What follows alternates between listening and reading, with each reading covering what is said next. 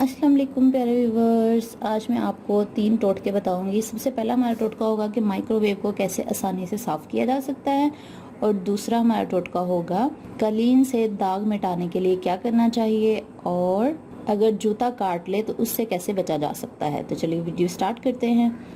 तो सबसे पहले है कि माइक्रोवेव को कैसे साफ़ किया जा सकता है। 1 कप में सिरका डालें और उसमें थोड़ा सा पानी मिक्स करें।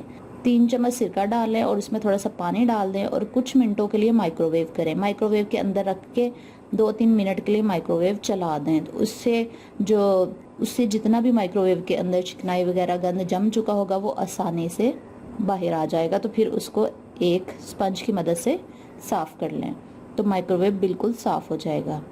नेक्स्ट है कि कलीन से दाग कैसे मिटाए जा सकते हैं। अगर कलीन पर सालन का दाग लग जाए तो फिक्र करने की ज़रूरत नहीं है। दाग पर टल्कम पाउडर छिड़क दें और कुछ घंटों के बाद दाग पर कोई कपड़ा रखकर इस्त्री करें ताकि पाउडर कपड़े के साथ चिपक जाए। धब्बे वाली जगह पर डिटर्जेंट डालकर रगड़ें। इसे गीले कपड़े से साफ करें, फिर खुश्क तौलिए से पोंछ लें और ब्रश कर दें ताकि रुआन बैठ जाए। इसके बाद पंखा चलाकर कलीन को सूखने के लिए रख दें तो कलीन से दाग बिल्कुल साफ हो जाएंगे।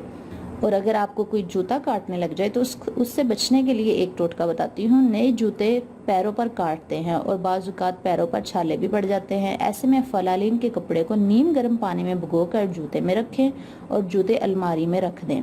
24 घंटों के बाद कपड़ा निकालें, पैरों में पेट्रोलियम जेली लगाएं और बेफिक्र होकर जूते पहन लें और जूता आपको नहीं काटेगा। वीडियो अच्छी लगी है तो लाइक करें, शेयर करें, चैनल को सब्सक्राइब करें। जज़ाकल्लाह।